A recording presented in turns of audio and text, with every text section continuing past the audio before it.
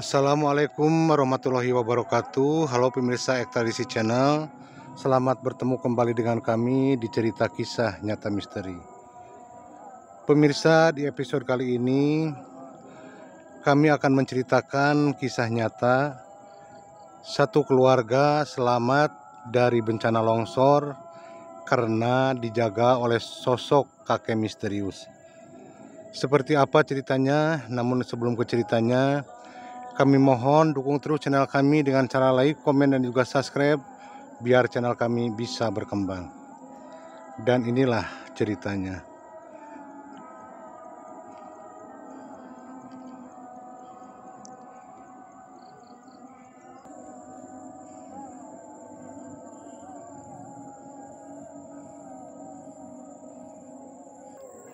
Pemirsa, kisah nyata ini kami dapat dari keluarga yang memang mengalami kejadian tersebut atau yang mengalami keselamatan saat terjadinya longsor di daerahnya. Namun mohon maaf pemirsa, kami akan samarkan nama daerah serta narasumber yang akan kami ceritakan. Kisah nyata ini terjadi hampir 7 tahun yang lalu dan menimpa salah satu kampung, sebut saja namanya Kampung Asri. Letak kampung tersebut memang berada di bawah perbukitan, bukan di pergunungan, maksudnya bukan di bawah gunung namun di bawah perbukitan.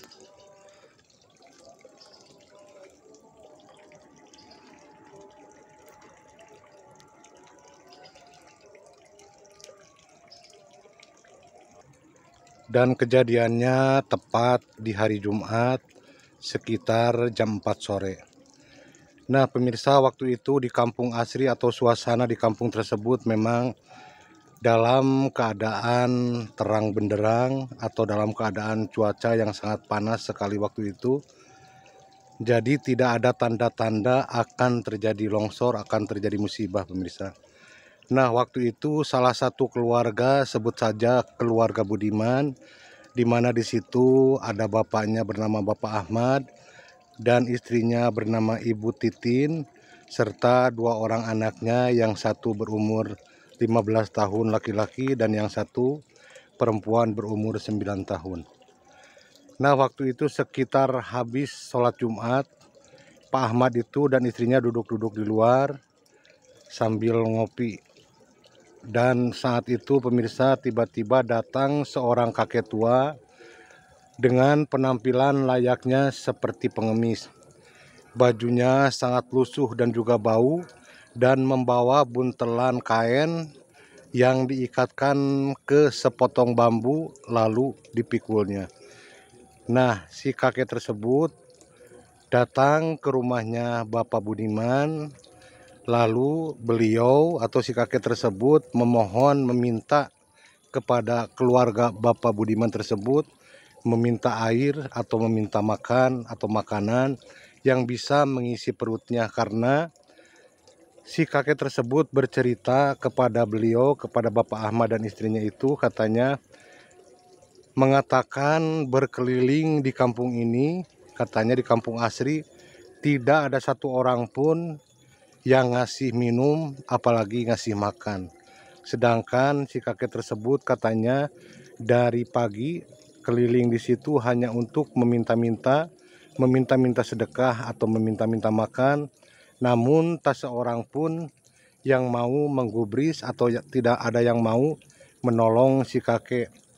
Memang kalau dari segi penampilan memang si kakek tersebut sangat lusuh sekali, sangat bau. Dari jarak 3 meter pun sudah tercium aroma bau karena memang bajunya sangat lusuh dan kotor sekali. Tapi alhamdulillahnya pemirsa, keluarga Budiman, Pak Ahmad dan Bu Titin itu menyuruh si kakek masuk ke halaman rumahnya, lalu mempersilahkan si kakek duduk di kursi yang ada di luar rumahnya atau di halaman rumahnya, namun si kakek malah memilih duduk di lantai. Nah saat itu juga Bu Titin mempersiapkan dan memberikan minum dan memberikan makan kepada si kakek, dan si Bapak Budiman atau Bapak Ahmad tersebut memberikan rokok dan juga kopi kepada si kakek tersebut. Otomatis pemirsa, si kakek tersebut sangat senang sekali, sangat sumringah sekali sambil mengucapkan terima kasih. Sambil makan dia tetap seperti sedang bergumam atau sedang berzikir pemirsa. Sambil si kakek makan, Pak Ahmad pun bertanya-tanya kepada si kakek, emang kakek dari pagi keliling di kampung ini kemana saja? Lalu si kakek pun menjelaskan arah mana yang dituju, dan si kakek tersebut mengatakan, sangat aneh sekali, padahal di sini di kampung ini orangnya kaya-kaya, rumahnya bagus-bagus, tapi kenapa mereka seperti pelit dan tidak mau memberikan sedekah kepada kami, kata si kakek menjelaskan. Lalu Bu Titin pun mencoba bertanya kepada si kakek, sebenarnya kakek itu dari mana asalnya, dan si kakek itu mengatakan kalau kakek berasal dari perbukitan, sambil menunjuk ke salah satu perbukitan yang memang berada di perkampungan tersebut, di perkampungan asri tersebut. Di situ Ibu Titin dan Pak Ahmad sangat heran sekali, padahal di perbukitan itu tidak ada rumah satupun, hanya melainkan pohon-pohonan atau berbagai macam tumbuh-tumbuhan di lokasi perbukitan yang ada di atas perkampungan tersebut. Dan setahu Pak Ahmad, di lokasi perbukitan itu hanya ada satu makam keramat. Jadi Pak Ahmad sering melihat atau sering lewat ke pemakaman tersebut setiap akan ke kebun miliknya sendiri. Di situ memang makam keramatnya hanya berpusara batu besar satu dan ditumbuhi lumut-lumut atau rerumputan. Jadi kadang-kadang Pak Ahmad kalau lewat atau kalau sedang berteduh, Pak Ahmad kadang-kadang membersihkan atau mencabut-cabut rumput-rumput yang ada di sekitaran makam keramat tersebut. Namun Pak Ahmad tidak mengetahui itu makam siapa, karena memang makam itu sudah ada sejak puluhan tahun yang lalu. Nah pemirsa, sekitar jam 12 siang setelah si kakek tersebut selesai makan, lalu si kakek pamit kepada Pak Ahmad dan juga Bu Titin untuk melaksanakan sholat zuhur. Karena memang di dekat rumah Pak Ahmad tersebut ada salah satu musola, dan si kakek pun sembahyang di salah satu musola tersebut.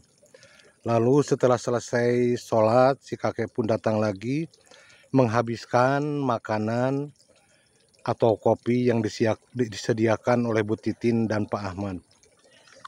Dan saat mereka ngobrol-ngobrol, tiba-tiba hujan turun sangat deras sekali dan sangat lama sekali.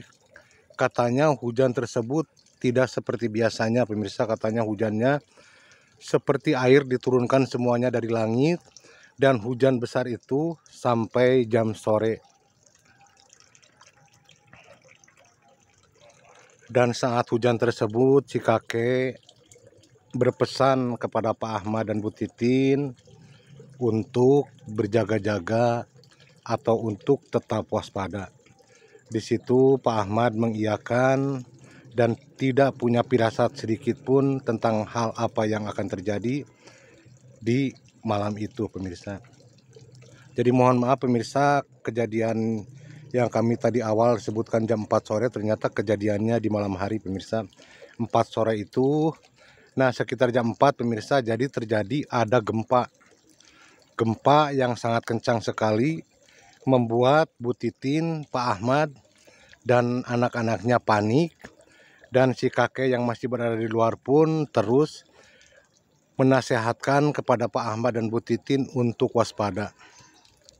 Di situ gempa pun reda, dan singkat cerita pemirsa, hari atau sore pun berganti ke malam hari, dan sekitar setelah selesai maghrib kembali Bu Titin, Pak Ahmad, dan kedua anaknya duduk di depan dan bersama si kakek yang tadi pemirsa. Nah, setelah selesai melaksanakan sholat Isya, di situ Pak Ahmad dan Bu Titin mengajak si kakek tersebut untuk masuk untuk beristirahat, dan si Pak Ahmad serta Bu Titin menyuruh si kakek untuk nginep saja di rumah. Karena memang sudah malam, mau pulang pun Pak Ahmad tidak tega melihat kondisi si kakek tersebut yang memang seperti sudah tua sekali pemirsa, karena memakai tongkat. Pemirsa, berjalan pun seperti bergetar atau sempoyongan. Jadi Pak Ahmad dan Bu Titin merasa tidak tega kalau si kakek tersebut pulang malam hari. Dan Pak Ahmad berniat untuk menginapkan si kakek tersebut di rumahnya, dan besoknya Pak Ahmad akan mengantarkan si kakek tersebut ke rumahnya atau ke tempatnya yang berada di perbukitan. Namun si kakek tersebut menolak untuk tidur di dalam rumahnya, dan si kakek tersebut mengatakan, biarlah kakek tidur di luar saja. Kalau kalian mau tidur silahkan istirahat. Terima kasih kalian sudah berbuat baik, sudah memperlakukan kakek dengan baik. Terima kasih, semoga Allah membalasnya. Itu ucap si kakek saat ditawari untuk tidur di dalam kamar, di dalam rumah pemirsa. Namun si kakek tetap menolak dan akan tidur di luar katanya. Karena tidak bisa diajak, si kakek pun akhirnya tidur di luar, diberi digelar kasur tipis dan juga bantal serta selimut oleh Bu Titin. Akhirnya Pak Ahmad dan Bu Titin serta anak-anaknya pun masuk ke dalam rumah untuk beristirahat, karena si kakek tersebut tetap menolak untuk tidur di dalam rumah. Nah pemirsa, waktu itu hujan masih tetap mengguyur, belum juga berhenti dari tadi sore pemirsa.